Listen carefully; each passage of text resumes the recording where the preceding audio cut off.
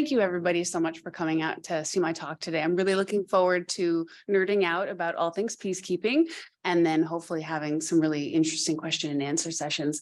I am going to be covering a lot. I've got about 20 slides. I can assure you now, you don't need to know the history of these conflicts. I will be giving you a brief overview, but if you don't remember which actors attacked whom, it doesn't matter because that's just setting the dressing for the analysis I'll get to later, but I don't want you to feel like I'm trying to give you a drink with a fire hose. So what I'm going to do is I'll talk about what parallel forces are, first of all. So the difference between UN peacekeeping forces and parallel operations and why the differences between them matter. Because the distinction is actually quite an important way that peacekeepers protect themselves. Then I'm going to be talking about the emergence of something called UN stabilization operations. So the UN has deployed peacekeepers since 1947, but it has recently begun to deploy missions that are called stabilization missions. And these are much more robust, they're partial, and they're starting to blur the lines between peacekeepers and warfighters. And I'll talk about why that's happened and what that means. Then I'm going to look at two cases, Mali and the Central African Republic. These are the two most recent UN peacekeeping operations. They were deployed in 2013 and 2014. And we'll be looking at both of them a little bit granularly to understand how those missions deployed, the role of the parallel operation, the impact that it had on the UN mission, and then some final considerations for as we move forward, because it looks like parallel operations is going to be the new normal. It's not the exception, it's now the rule. So let's dive right in. Parallel forces. So the first thing we have to do is understand how peacekeeping operations are distinct from a regular military operation that's deployed into a country. Peacekeeping operations have three core principles that they must adhere to when they're mandated by the United Nations. And those are consent, that's the consent of the state that's welcoming them in, but also other conflict parties. So if there is some kind of political negotiation, that means all conflict parties have consented to have the peacekeepers come in and help support that political resolution or agreement. They have to act impartially, so they're not neutral. They're impartial, and the distinction is actually important. Impartiality means that they will implement their mandate evenly, regardless of who they're implementing it for. Now, if one side is more the aggressor, they're going to be pushing back against that side more than the other. So they're not necessarily neutral, but they're impartial. And then the last one is peacekeepers do not use force. The non-use of force, except in self-defense, and more recently they've been added in defense of their mandate. So originally peacekeepers were lightly armed or were not armed at all. Their job was there as military observers. Over time, they've become more militarized because we've been deploying them into more and more kinetic environments. But it's still widely understood that peacekeepers aren't going to come in guns blazing. That's not what they do. That's not how they work. That's a different type of force. Now, parallel forces, however, do not have to follow the core principles of peacekeeping. And that's actually why they're good, because what they can do is they can do everything that peacekeepers cannot. So say we want to deploy peacekeepers somewhere to protect civilians, but there's ongoing fighting. You can't deploy peacekeepers in that environment, they will fail. So we use a parallel force, a coalition of willing forces, a bilateral deployment of a country that's willing to go in to say, stop the immediate violence, and they act as a bridging mission that will allow the situation to stabilize. So then the peacekeepers can go in and support some kind of political resolution. So these parallel forces are actually quite common. They tend to precede missions or they might follow them. Sometimes they'll interject when a mission's happening to say, help remove a president who's lost an election but refuses to leave, that kind of thing. But that's what parallel forces are. So those are coalitions of the willing, like in Iraq. Those would be forces that, like the European Union deploys quite a few military training forces, things like that, that run alongside peacekeeping operations. As I mentioned earlier, parallel forces are more the norm than I think most people realize. So between 78 and 2009, 60% of peacekeeping operations had a parallel force of some kind, before them, after them, alongside them. That trend is only going upward. So every peacekeeping operation that I've studied has had some kind of parallel force at some point in time. They have distinct mandates, or sometimes they share mandates, and we don't really understand the nature of the relationship between these forces, which is what I've been trying to understand more. So historically, the distinctions between these forces is quite clear. You've got the peacekeepers with their principles, and then you've got these more robust parallel forces with really distinct mandates that do their thing and then they leave. And these distinctions helped protect peacekeepers. Peacekeepers were impartial. That means they're not a party to the conflict. Therefore, they cannot be attacked under the rules of war. However, things are changing and peacekeepers are starting to slide closer and closer to these parallel forces, and the distinctions that have protected them in the past are becoming a lot less clear. So that's what here's a great slide that I found from a International Peace Institute paper. I forgot I put this slide in here, sorry. And it shows the parallel forces. So the blue ones are UN missions, and the other colors are other types of forces, parallel forces. You can see starting in Liberia, we're going to be looking at Central African Republic and Mali. You can see there's not just two, there's 3, 4, 5 different deployments all happening simultaneously, all doing distinct different things. I'm only going to be talking about 2 of the actors in each of these cases. We don't have that kind of time. I can't talk about all of them. But as you can see, it's the norm for most missions. So one of the reasons that we're starting to lose the distinction between peacekeepers and warfighters is, as you can tell from these forces, these are both peacekeepers. Peacekeepers on the right-hand side are from 1947. Obviously, they're not looking particularly threatening and robust because they're there as traditional military observers. You have to appreciate the fashion of the knee socks, but I don't think they're going to be intimidating anybody anytime soon. The folks on the left are from either the mission, I believe it's the mission in Mali, but I'm not 100% sure. But as you can see, they're a different animal at this point in time. So we've got traditional peacekeeping operations. These still exist. More than half of the missions currently deployed are traditional. They have those core principles. But many of the more recent operations, so Mali, Central African Republic, the Democratic Republic of Congo, the mission in Haiti, and the UN support for the mission in Somalia are stabilization operations, UN stabilization operations. These are distinct from peacekeeping operations. So they deploy into active conflicts, which peacekeepers don't normally do. And that means that they have to be much more robust in their force posture. They can't go in knee socks. They need to go in tactical gear and have automatic weapons and have armored vehicles. And they need to have much more robust mandates. So they've got mandates to do things like extend state authority. That means they can't be impartial. They're extending the authority of the state. That's taking a side. That's taking the side of the host state. And they ended up doing this because we were having states collapsing and the UN's there, and there's no one to negotiate with because there's no state, there's no clear leadership. And so they've recently begun to extend state authority. The idea is they're extending the authority of the state apparatus, which is neutral. But in most of these contexts, it's really, you can't distinguish the state from a particular leader or a particular group of people that has been in power for long periods of time. There's no way to disentangle them. They also have mandates now to use all necessary means. And that means they can use force, up to including the use of deadly force in order to undertake their mandate.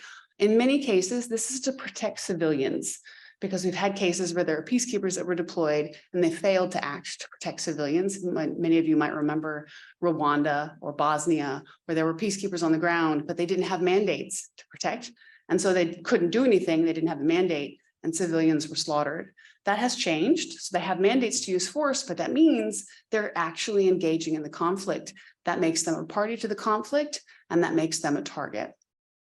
And so this has blurred the lines between peacekeepers and parallel forces in some really problematic ways. It used to be that the blue helmet would kind of protect you. People would know, okay, you're not with us or against us, you're a neutral force. And that distinction really doesn't exist anymore. In most cases, the folks on the ground cannot tell the difference between a UN peacekeeper and a counterterrorism force and the state government forces. They just see people in uniform and see them as a threat. So the reason I'm looking at the Central African Republic and Mali, not just because they were deployed 1 year apart, but I'm going to talk about these 2 cases because they're remarkably similar in many, many ways. They both began as African Union forces. Many peacekeeping operations begin as a different peacekeeping force and are transitioned into a UN force because the UN tends to have the legitimacy, international legitimacy, but also has the staying power that many regional organizations don't have. So they both started as African Union forces that were transitioned into UN forces. They both hosted a parallel French force. And in many cases, they had French soldiers from one force coming into the same force. So we're talking about soldiers that have the same mandate, same training, same understanding of conflict. So that's a similarity there. So parallel French forces, both of these are former French colonies, which is one of the reasons that happened. The UN forces have similar mandates. The two key differences, and you'll see why this matters here in a minute, is the conflict environment that they deployed into. The conflict in Mali was very different from the conflict in the Central African Republic, and that really impacted the mandate that was given to the French forces. So the different conflict environment led to a different mandate for the parallel force, and this led to a very different relationship and outcome for how these two missions interacted with each other and the impact it had on the sustainability of the UN mission. So what we're going to look at, here's my nerdy little graph. I promise this is the only one. We're going to be looking at three things in each mission. We're going to look at the military relationship. So the military relationship between the parallel forces, the French, and the UN forces. Were their objectives aligned? Did they undermine each other? How did they work together? Did they conflict? Then we're going to look at the political relationship, because we can't forget that any military engagement is political, but none more so than a peacekeeping operation. They might be impartial, but they're there to support and perpetuate and facilitate a political resolution. So that really matters for the UN, but it might be less important for, say, a counterterrorism operation that's there to go in, get the bad guys and leave. So I'm going to look at those dynamics. And then we're going to look at the transition, because inevitably the parallel mission will leave and the UN force must remain.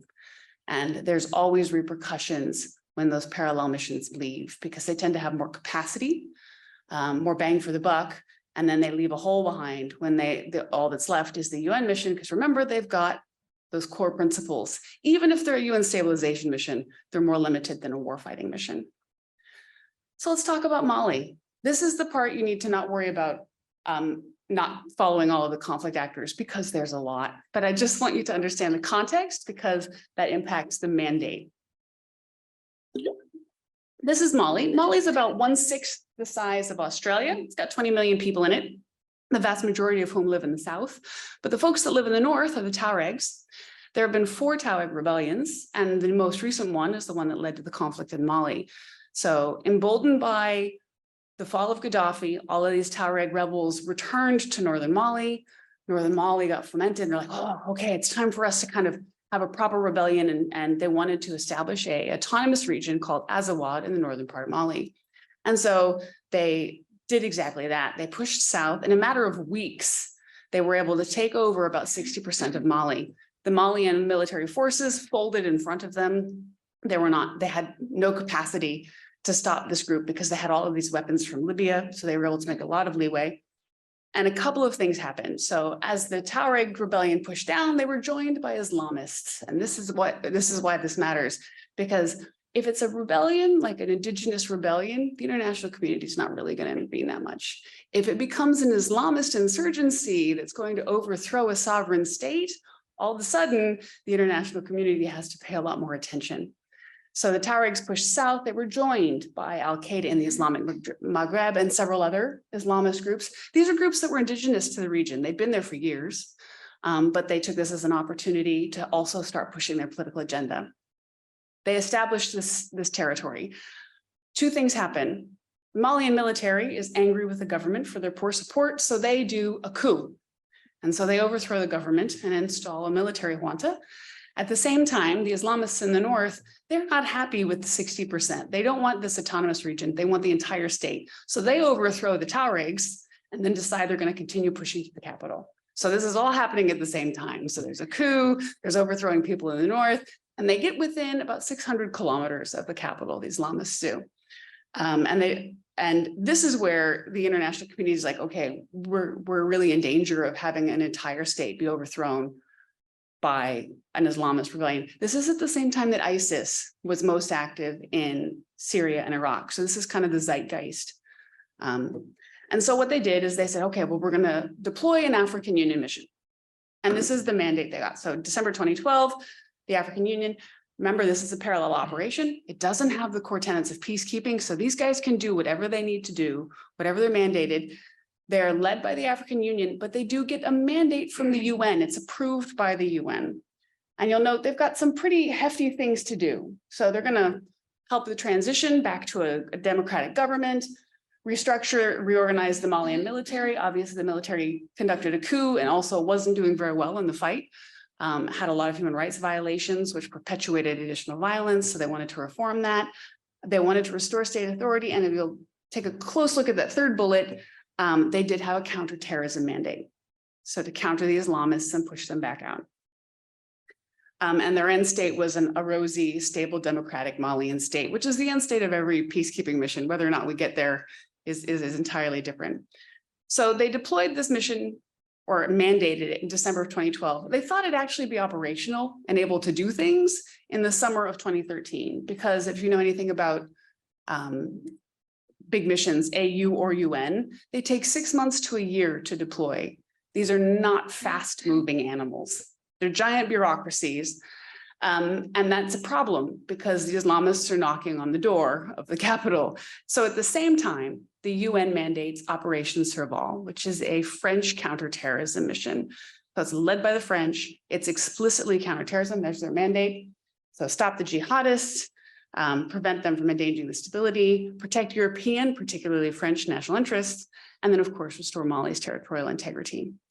These objectives work quite well with the African Union mission, which had a counterterrorism objective. So they're like, okay, the French will go in and they will perform that bridging function. They will stop the jihadists. And then the African Union mission can kind of deal with the cleanup. So what that's going to look like is France is like, this is great. We'll go in, we'll get rid of the jihadists. AFISMA, which is the African Union mission, will be our exit strategy. They'll take over for us. We can leave in 6 months. It'll be great. A couple of things happened though. So the idea is clear, hold and build, counterinsurgency doctrine there. The French would clear, AFISMA will hold and build. AFISMA, like France has landed in Bamako in 48 hours. They're already conducting patrols. They're massively, this is their movements. It takes them 3 months to wipe out the jihadists, 3 months. AFISMA like hasn't even gotten its pants on at this point. Like it is not ready to take over. It can't hold anything. It can't build anything.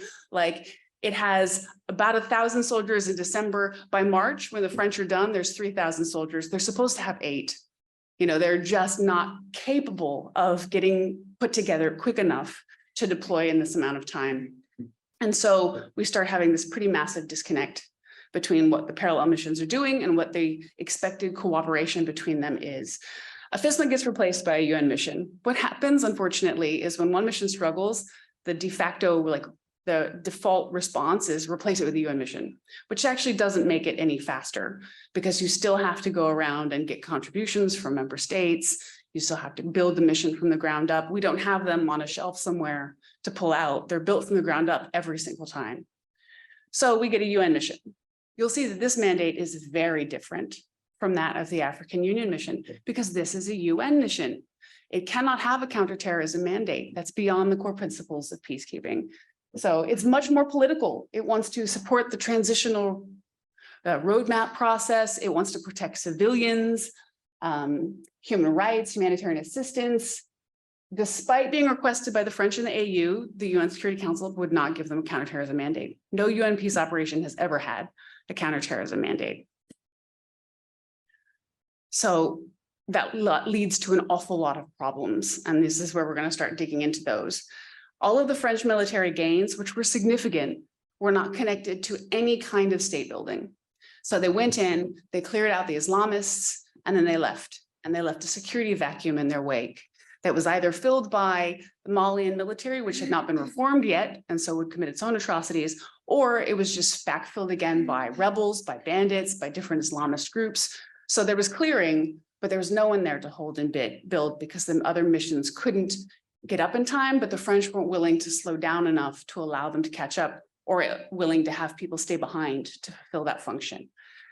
Serval pushed for the redeployment of the Malian soldiers in order to fill this gap, but again, they haven't been reformed. So they would deploy the Malian military who would commit atrocities and just radicalize the local population even further. It undermined the protection of civilians because of that, which is one of the main mandates of the UN mission. And so they're starting to undercut each other at this point. It also undermined MINUSMA's impartiality because they would actually share bases with the French force and share intelligence. But then the French would go out and do counterterrorism while the UN mission's like, we're over here being impartial. And it didn't really work that way. The perception was that they were the same mission. And the Islamists were all about attacking the French, and they did not distinguish between the French and the UN. So we lost a lot of peacekeepers in Mali because of Islamist attacks, not because they were doing counterterrorism themselves, but they were associated. And so it just made them targets for attacks.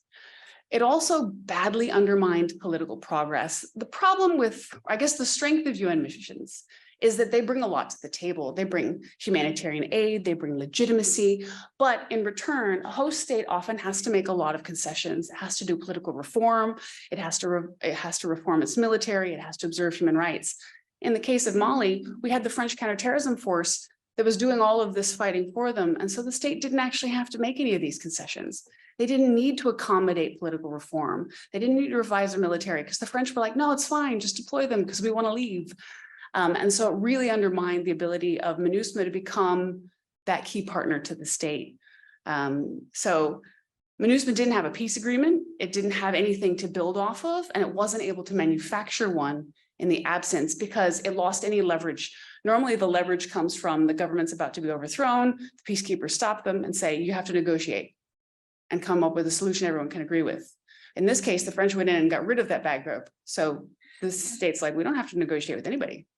We can just go back to the way it was before, like nothing happened. And the problem is that's going to just lead to another conflict in another 5-10 years. So you don't get any political progress. I love this photo. This is actually French forces negotiating. They've made an agreement with the Tuareg rebels. Remember the initial Tuareg rebels? Because the Tuareg rebels wanted to overthrow the Islamists, and so did the French. So the French worked with the rebels to overthrow the Islamists. But now the French leave, and MINUSMA is like, okay, so we've got this agreement with the Tuareg rebels who tried to overthrow the state, whose behest we're here at. And that makes things a little bit awkward around the dinner table. And so a lot of things like that tended to happen. But basically what it did is it encouraged the Malian government to look outside of the UN for partners. And this had a really bad effect, you'll see in the next slide, as to who they turned to. And then the transfer of duties. Serval withdrew in 2014. So it did stay a lot longer than intended. It wanted to be there 6 months, it stayed there almost 2 years. But it left a huge gap behind it because obviously you've got this flash French counterterrorism force with helicopters and intelligence units. They leave and the UN mission can't backfill that. It doesn't have that capacity. It doesn't have the capabilities to do that. So it wasn't able to kind of know where attacks were coming. So it was less able to do things that it was able to do with the French there, which undermined the legitimacy of the UN. The UN refused to, again, to give them a counterterrorism mandate. MINUSMA started to refuse to work with the Malian forces because they were killing civilians, and part of the UN mandate was to protect civilians. And basically, the relationship between the Malian government and the UN mission deteriorated to the point that in the last bullet point, June 28th, so just a few weeks ago, they asked the mission to leave. So what's happened is military aid in the guise of counterterrorism and defeating the Islamists has completely undermined the political processes that the UN was attempting to do in Mali. It was kind of keeping this corrupt regime in power. There was not one, but 2 additional military coups in 2020 and in 2021, because here we are, we're reforming the military, we're giving them lots of training, we're teaching them how to use these fancy weapons, but we're not connecting that with democratic governance and strong governance systems. So now you've got the military is stronger than the governance. And so it just keeps doing these coups. They have turned to the current military junta in Mali has turned to the Wagner group. I don't know if you folks are familiar with who that is. There are a bunch of it's a Russian mercenary group. It operates in 21 countries in Africa. It's everywhere. It's not just in Ukraine or in Russia now. And the Wagner group does not care about human rights. And so they've turned to Wagner group that ran out the French. So the French left, and then they've asked the UN to leave. So they want the UN to leave, so it's just going to be this military dictatorship and the Wagner group. And you can imagine that that's not the situation that we really want to see on the ground for Mali. So that's one case study. I started with the sad one. The second one's a little bit more hopeful. So you're not just like, oh, this doesn't work. So that's what happened, where we're at with Mali. The Central African Republic actually started in a worse place. It's one of the least developed countries in the world. It has the lowest education, the lowest GDP, lowest in women's rights. It's very, very underdeveloped, but it's actually done better than Mali has. So in 2012, in the Central African Republic, rebel groups in the north coalesced to form a group called the Seleka that was generously described as a heterogeneous group of malcontents, is the nicest way I've heard them described. It's a bunch of bandits and people with like political, grievances to pick, and they decided to push down towards the south. For some reason, all of these rebellions come from the north. I don't know why. But they wanted the implementation of previous peace agreements. They wanted governance reform. They were stopped at one point by a peace operation that was already there, a group called ECAS, that's the Economic Community of Central African States. There's one of your missions, had a small peacekeeping operation. They were able to stop the Seleka, who negotiated an agreement with the government that fell apart in a matter of weeks, and the Seleka continued to move south.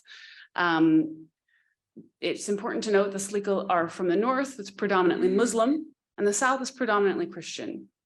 However, this did not start out as a sectarian conflict. It started out basically as a political opportunism. So they start pushing south.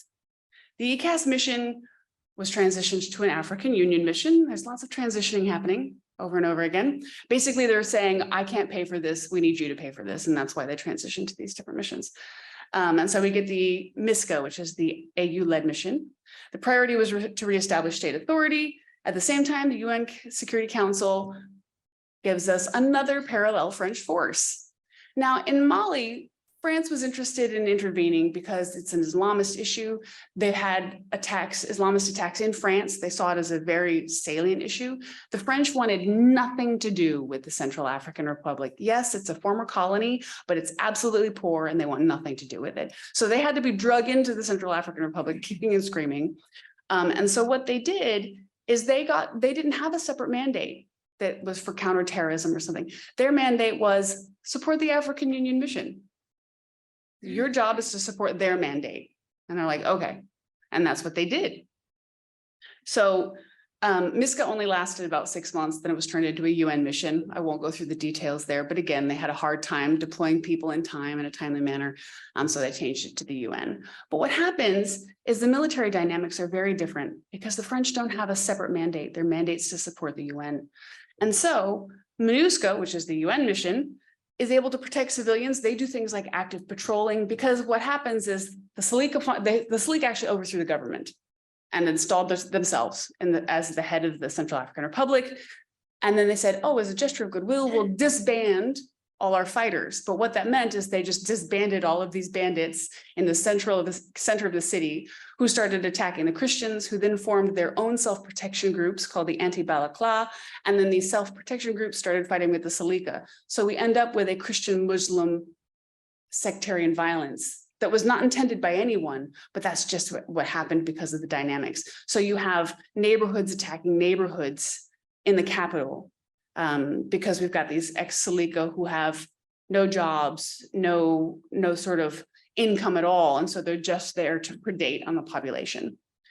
So MINUSCA starts patrol, but it can call on the French to add teeth when they need to. So when they're trying to say extend state authority and they want to remove the Seleka who have taken over this police station, they don't maybe have the capacity to go in and do that tactical kind of operation. So they ask the French, and the French do it. And then the UN can come in and rebuild the police station and install some police. And so the dynamic there is much more collaborative because the French are there to support the UN objectives, not to pursue their own objectives.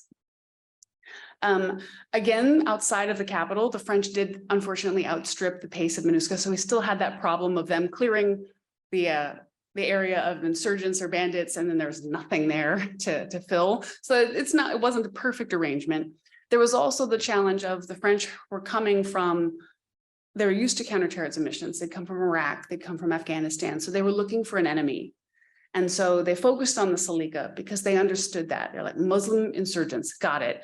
But that meant they kind of turned a blind eye to the anti-Balakla, the Christian groups, and in some cases would disarm one group and not the other, and then leave the way open for atrocities because those dynamics were not something they were familiar with. They were just trying, it's when you send people into a country where they don't understand the culture, the language, these dynamics happen. So there were some challenges. The political dynamics, tense, but a lot more effective. So MINUSCA had a broad political mandate. Things like rebuild the Central African Republic, have a transitional roadmap. But a big one was we need to have a consultative political process, which had never occurred in the Central African Republic. And what happened is they were able to use the French to do that. So the French were like, we just want to have elections and we want to get out. That's what a lot of people think, the political process is. They think elections are the silver bullet and then you're done. And that's not really how it works, but that's what they were after. But the UN was able to leverage that and they're like, all right, well, we need to have a valid political process so we can have elections. So can you provide the security for like these huge forums where we bring hundreds of people together to talk about what they want and what kind of government they want to have? And the French were like, okay. And so that's what happened. So you had the security to bring these groups together to have something called the Bangui Forum, where you had hundreds of groups represented talking about what they want on the transitional roadmap, what they want to see for the future of their country. First time that had ever happened. And it was in part because they had that really powerful force there to prevent attacks on this peaceful political process, but also it kind of discouraged the use of force. If you were belligerent and you're like, I can use force to get what I want, but then if you see the French there, the cost is too high. And they're like, all right, I'll put my gun down and I'll show up to talk instead because I can get more that way. Because there's enough of a deterrent factor there. Because you've got the, fighting a peacekeeper is not as intimidating as fighting a group of French commandos. I would assume I've not done either. So the French did leave after the elections. And it did leave a capacity gap, but it wasn't insurmountable because we did have a valid political process. When the French left, we'd had valid elections, we had a transitional roadmap. So there were some things in place. And one of the good things is the French basically acted as the Central African Republic's military for 2 years. Central African Republic, their military completely collapsed during the conflict and was never reconstituted. And so they were able to, they didn't have that factor of these Central African forces, kind of pushing to be belligerents or anything like that. And that's a different dynamic. Recent developments, CAR is still incredibly fragile. I'm not going to say that this has solved a lot of problems, but it has not descended into conflict again. It has had another election. It is considered an unfree political process at this point. So they did have elections that were deemed suitable, but not necessarily free and fair. They had a political agreement for peace and reconciliation. 14 of the armed groups signed. Even when some of them left, the agreement still survived. It was sustainable enough. 4 of the armed groups have demobilized as of 2020. And the mission is still in the country helping. It hasn't been asked to leave, unlike in Mali. So what does this all mean? Obviously, each mission is so unique. I can't create a big overarching set saying, this is why we should do X and this is why we should do Y, but some things we need to think about.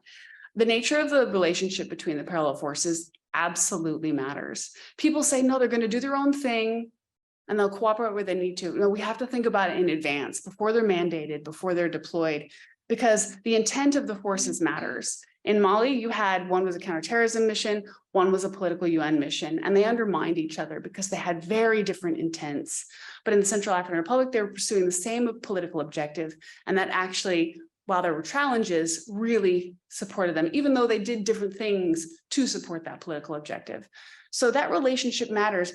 Who's in charge really matters. The French ran the show in Mali and undermined the UN, but the UN led the show in the Central African Republic, which allowed it to do a lot more of its mandate than it was able to do in Mali. Military and political mandates must be aligned and coordinated. You can't do military actions and not consider the political consequences. The problem is we've got a military force commander, and then we've got a special representative of the Secretary General. They're not the same person. And they need to communicate a lot better to ensure that what's happening on the ground with the military forces is clearly connected to the political processes that are happening in the capital cities. And it's very hard to do that in the best of times, incredibly difficult to do it in the chaotic nature of a UN mission. And then the power dynamics between the forces matter. So who leads and who follows. And when you have forces competing with each other for legitimacy, and the favoritism of the state, you're going to end up in a lose-lose situation like we have in Mali, which is turned to the Wagner Group and isn't actually working with anybody to fix the political processes. So, not bad. You got an overview of two of the most complex UN peacekeeping operations in just about 35 minutes. So I welcome any questions that you may have, and thank you again for your time. Excellent. Shannon, thank you so much for all the detail and the presentation. It was excellent.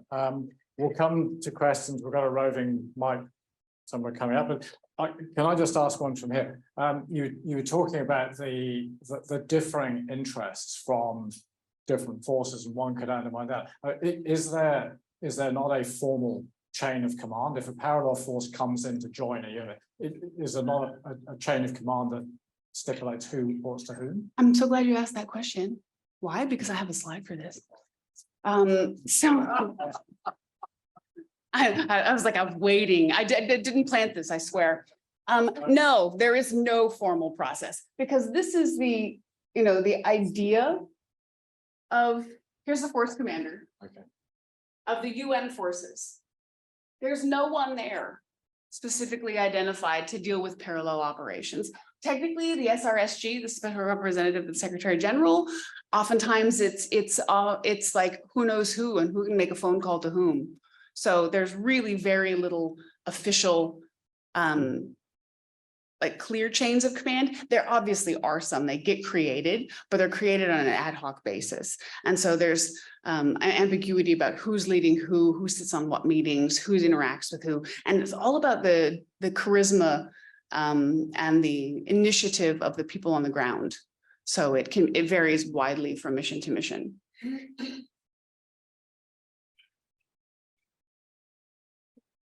As my name's David Lamb, and I'm a member of the Institute. I have a question that I hope isn't just too general, but you have crammed so much information into that 25 minutes or 35 minutes. It makes me wonder, with all your knowledge and all this time that you've studied the mess that is Africa, which is what most Australian people, I'm sure, regard Africa as. Could you take us forward 5 years, 10 years, and predict at what point Africa will be able to be manageable? That's a great question. I can't. Africa is 52 separate states, and each one has its own unique dynamics. Some are very developed and forward-leaning, others are not. So I have no idea where we'll be in 10 years' time. I can't even hazard a guess. Fair question.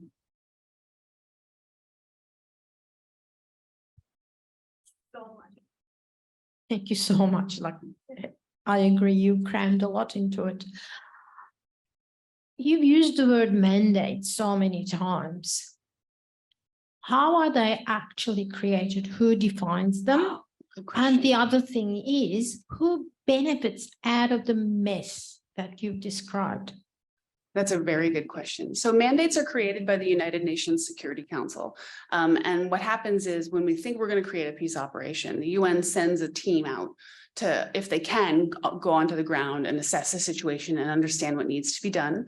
And then they work in conjunction with the host state to create a mandate for what's going to be done. And almost all missions have a mandate to protect civilians, for example. If there's an existing political process, that will be included, but it's created by the Security Council. In particular, it's created by what's called the pen holder. So on the UN Security Council, it's got 15 members, 5 are permanent and have the veto. Of those 5, 3, the 5 are China, Russia, Great Britain, France, and the United States. Great Britain, France, and the United States tend to be the pen holders of peacekeeping operations. Whoever holds the pen really dictates the mandate. It's going to surprise no one when I tell you that the pen holder for Mali and the Central African Republic was France. So they obviously had a great deal of influence on what the mandate was. And then that has to be, of course, approved by the rest of the Security Council, or at least they abstain. And then it transitions through. Mandates tend to be very vague and high level because you have to get Russia and China to agree. And they have much more conservative approaches towards peacekeeping operations. They're very careful of sovereignty, so they don't like anything that would push against that. So the mandates are often quite general, and it's up to the force commander on the ground to really kind of interpret what that's going to look like.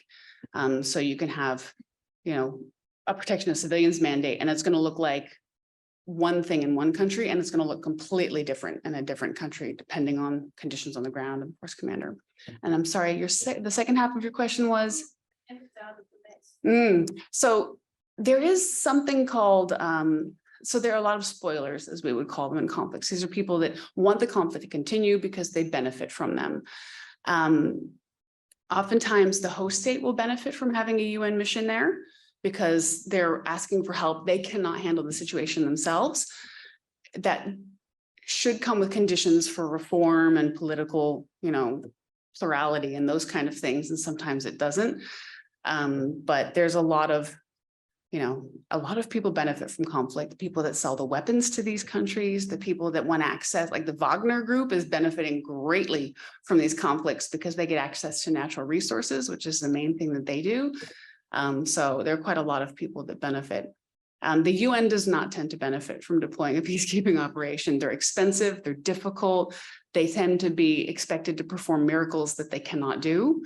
And so when people say, well, why do we deploy them? It's really a last resort. It's the best we can do with what we've got, but it's always a challenge. Hi, thank you for an excellent summary. My name is Prakash Mirchandani. I'm on the council of the Institute. This may be slightly off topic, but there's an elephant in the room. Many smaller countries have been providing troops for peacekeeping operations over the last, say, 20 years. Perhaps not as disciplined or as steeped in, order as the larger countries, though that's not always the case either. So there have been reports, I won't mention the countries, of atrocities in Haiti and in Africa, child molestation, vast amounts of unspeakable things done by the peacekeepers themselves. Has that been reformed? Is there been a strong move within the UN bodies to weed all this out and to improve their reputation? Haiti was a particularly bad example. No, you're absolutely right. Yes. So the UN, it's absolutely true that sometimes peacekeepers commit atrocities or sexual exploitation and abuse has been a big challenge. The UN has taken several steps to reform that. So and I forget the specific ones. I just taught a class on this too. I should know them. But they have taken several steps for countries have to be responsible for their troops. It used to be, the problem with peacekeeping is the UN basically has to go around and beg countries to give peacekeepers, and they choose to do it. And so they don't necessarily get the chance to pick and choose who they want. And it's very hard for them to sort of reprimand peacekeepers who behave poorly, because then there's the danger that that country is not going to contribute peacekeepers in the future. But the UN has really cracked down on that. So there were atrocities in the DRC, for example, and they sent the force commander home because he handled it badly. And they're like, that's unacceptable, you need to leave. And that's the first time that's ever happened. And that was for sexual exploitation and abuse. So it's not perfect, but the UN has taken steps on it. They have a zero tolerance policy. They've really started to be strict about observing that policy. They have special units now within peacekeeping operations whose job is to monitor the enforcement of those policies, but also to act as focal points for people who might be victims to come and report. Is it perfect? No, because there's a permissive culture in peacekeeping operations that still allows things like that to happen. I would say it's getting better, but at a much slower rate than we would like. I might jump in with we've got a few coming in online, so if you bear with me. We've got Hannah Pakula, who's zooming in from Canberra, ANU student. She's working on a thesis on peacekeeping operations, but watched your UQ TED talk a few years ago. You talked about the securing of displaced people and protections of civilian sites. Do you have any update on how this is being handled now? Yeah, that talk I was talking about how we sort of, to protect civilians, we started to put them in protection of civilian sites that look an awful lot like prison camps, like we're forcing these civilians into smaller areas that we can protect them, but then they can't leave freely. And there tends to be crime in them. And also it makes them targets, because if you put all the civilians in one spot, then the spoilers know where to find them.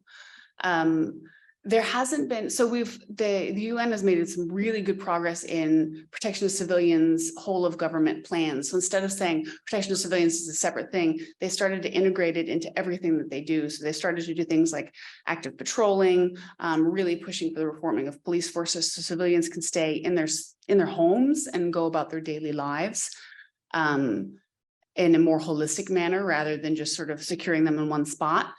So yes, there has been some missions are better than others, like the DRC is doing a lot better. But others, you still see these POC sites just because there's not enough peacekeepers to secure the area. I got another question from Peter Londy on mine.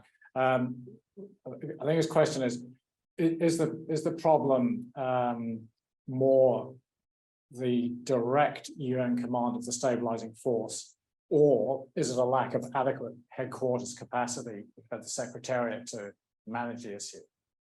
Problem of sexual exploitation and abuse? No, or? I think just in terms of managing the stabilization forces. I think it's a lack of general political will, to be honest. So when you want to say, and we had so much political will to stabilize Iraq and Afghanistan, and those didn't go very well. And so when you get a country where most people, the countries don't have a strong national interest, there's no political will to put in the money, the blood, the effort to actually stabilize them. So it's not the force commander. The force commander is just not going to have what they need. And the headquarters is going to know that they don't have what they need, but the headquarters is reliant on whatever member states want to contribute. So it's a lack of political will at the international level, I would say, is where we start to fall over. It's just hard to sustain because to stabilize a country isn't 1, 2, 3 years. We're talking like 15 to 25 years. Like it's generational change, and no one wants to pay to deploy military force for that long. Got another one online from Tao Chen. Would you like to comment on China's involvement in UN peacekeeping missions? Is there a difference between China and other countries regarding peacekeeping styles? There is. So every peacekeeping country has its sort of thing that it does. Some always deploy a mobile hospital unit. Some deploy engineers. China tends to deploy engineers, for example. And China has, as I mentioned, a very conservative interpretation of peacekeeping. So it's very cognizant of other countries' sovereignty. It doesn't want to push on those countries' sovereignty. So the peacekeepers that come from China will often have caveats. So say I'm China and I'm going to be like, here's an engineering battalion, but this battalion can only be deployed to the capital and they cannot engage in certain activities. So they limit further what their peacekeepers can do. So I would say, yeah, that China does have a specific way of doing it. But that being said, China, I think, of the permanent 5 members of the Security Council, contributes the most peacekeepers. So they actually, put their money where their mouth is. Whereas, the United States, and they don't do that. So.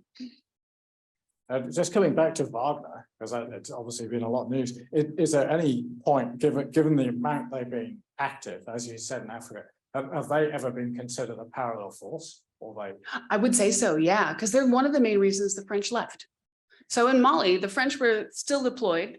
They transitioned from a parallel force to a 5-country regional group called Operation Barkhane that they were really helping the regional countries deal with. And then Wagner came in, and the Wagner mercenaries killed a bunch of civilians and then buried them on a French base, trying to kind of frame the French for human rights atrocities. And the French were like, we're out. We can't, this is a conflict of interests. And so I wouldn't say that's the only reason, but that's one of the major reasons that France left, because it was clear that the Malian government was seeking alternatives and wasn't really willing to meet the French halfway to get their objectives.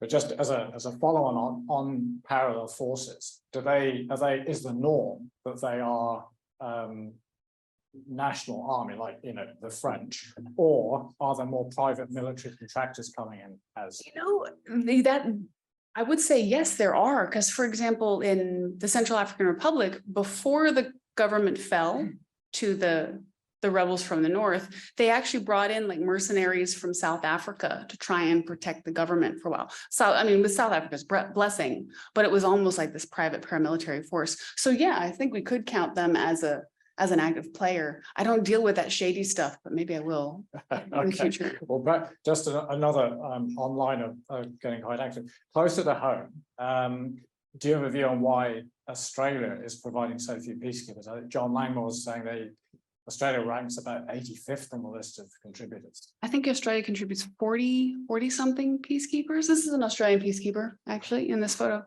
One of the reasons Australia does that is because it has to do with the prioritization of Australia's national strategic objectives. So Australia understands its national security as like concentric circles.